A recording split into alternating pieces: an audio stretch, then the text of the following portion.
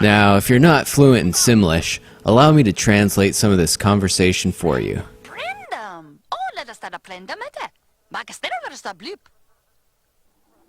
Schmeckt jetzt? Hm? Schmeckt! What? What? How do I make him stick a fork into an electrical socket? Oh, well, sorry for my poor translation. I took Simlish in high school and don't remember much of it anymore, except for the swear words. Anyways, this is Sims Bustin' Out from Maxim on the Xbox.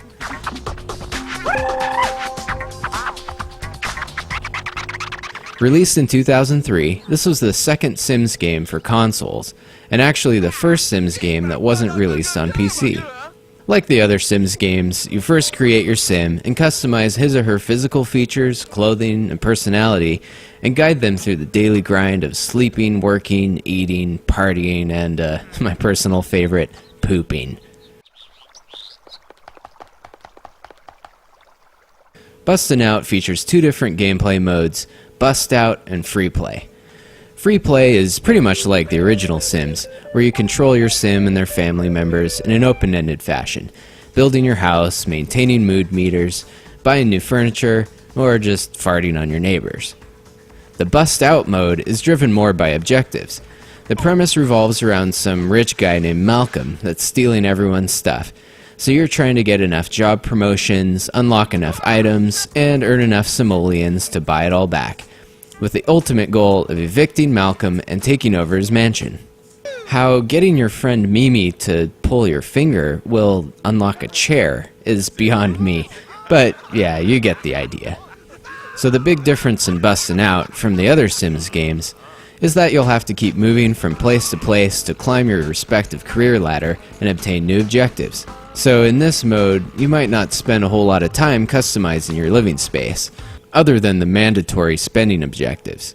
While this linear feel is pretty different from the sandbox style that made the original Sims so addictive, it does get you into some pretty entertaining situations, like conducting a seance, building rocket gnomes, or living in the nudist colony of Pixel Acres. I guess one of my main gripes with this game is the control. As you can imagine with porting The Sims to a console, you'll often find yourself wishing you could just use a mouse.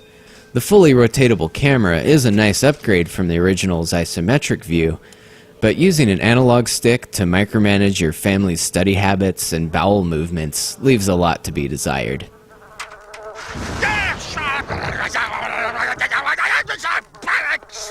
Building your house and placing objects also feels a bit tedious with a controller. And being that that's one of my favorite elements of The Sims, it definitely makes me rather play one of the many PC versions instead. Or maybe I should just go to school for interior decorating. Yeah, maybe my thesis project could be about skeleton displays in today's modern kitchen. Anyways, with so many expansion packs and sequels in the Sims series that have been released since this game came out, going back to Bustin' Out today really makes it feel obsolete, especially considering all the depth and customization the newer versions have.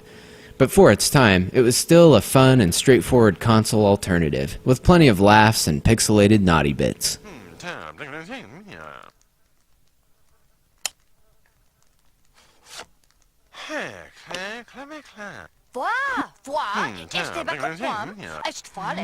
Tu fais ça?